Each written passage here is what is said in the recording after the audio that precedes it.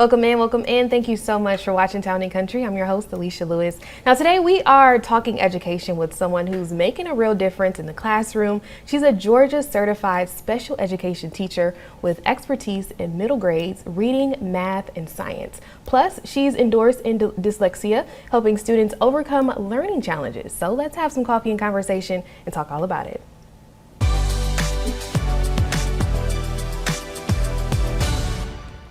All right, Miss Kelly Nix, welcome to Town and Country. How are you doing today? Thank you. I'm doing great. Thank you for having me. Absolutely. I'm excited about this. Yes, I'm super excited as well. So let's start from the beginning. What inspired you to start Flint Academy, and what sets it apart from just your traditional school? Well, what I was noticing in the traditional schools, that special needs children, their day ends at 3:30. Mm-hmm. They didn't have anything else to help reinforce what they were learning in school. So I was like, well, this is what they need. They need someone to help them after school, to do homework, to work on their IEPs or 504s, to work on those goals, to make sure that they're getting the material they're getting. Because just because the day ends at 3:30 doesn't mean that the child stops learning. Absolutely. Now, you have such an incredible background as a Georgia certified special education teacher. How has that shaped the way you teach and support students?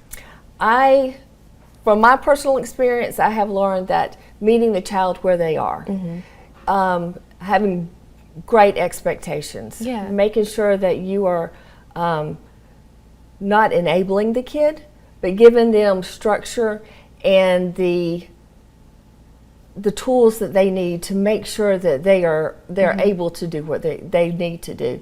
If they have issues with writing, or if they have issues with reading, making sure that they're getting that one-on-one to help them become better readers or better writers or better in math. What tools can we give them to help them do that? Yeah, and so we have a lot of parents that watch the show daily. And so if someone's watching, a parent is watching, and they suspect that their child has a delay in their learning ability, what are some early signs that they can kind of figure out for their child? Okay, one of the biggest things that I have seen is that parents are panicked when they see that their student is turning letters around or turning numbers around. That is not necessarily a reading or a comprehension delay or a disability. Okay. That's old school of thought. We've got new school of thought now that we're looking at preschool now, before the kids get into school. What are they not catching on to? Like Dr. Seuss, if your kid's not understanding the rhyming, this word is starting to rhyme at the end of every sentence. Yeah. That kind of thing that's what we're noticing now. That this starts before they get in school. Okay. And so you actually are having an open enrollment, a registration. So let's kind of talk about that. When is that, and how can parents get involved? Okay. Registration for September starts tomorrow from 4 to 6. We will look at IEPs, 504s. We'll look at anything that your child's psychological reports, psychiatric reports, anything like that, so that we can get to the bottom of what your child needs, so that we can make sure that they're getting everything that they need. But registration's tomorrow, 4 to 6 for September. Wow, tomorrow is the big day. Yes, tomorrow's the big day, yes, and classes start Monday. Okay, right on it. Yes. So you have an endorsement in dyslexia. So for those who aren't familiar, I just want you to just give a briefing. What exactly is it? What does it look like for someone? All right, well, like I was telling you a while ago, dyslexia is not turning letters around. Okay. It is a reading disability, where we're seeing a lot now. Technology is rewiring these kids' brains. They're looking for instant gratification. So what we're noticing now is that in preschool, they're not catching on to the rhyming. They're not catching on to talking early because everything's being read to them. Oh, yeah. Or Text they're not having messages. conversations anymore with peers or teachers because they have technology in there. They're watching cartoons, or they're watching whatever. Yes.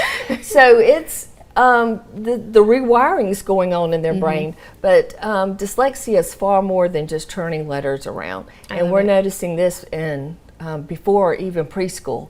So if you think you know your student may be dyslexic, absolutely get them in, talk to somebody, and because early intervention, we always hear early intervention, early intervention.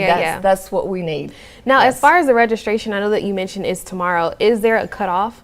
Are you only accepting a certain number of students, or is there just a number that you want to kind of just put out there? I am going to cut off registration at 20 students. Okay. And it will not just be me. If we can hit 20 students, I would like one teacher per 4 or 5 kids. Okay. So it's very individualized, very one-on-one, and but the teachers will be certified. We're not just going to have anybody coming in. We've got to have experience. Absolutely. I didn't think that at all, and I hope not. But yeah, we have the information right there on your screen, the number to call to get your student enrolled if they're interested, right? All right. Yes, absolutely. Perfect. And I look forward to seeing everybody tomorrow. Yes, tomorrow's a big day. All right, we'll have all the information again posted on our website at walb.com. But don't go just yet. Coming up, if you're a fan of the art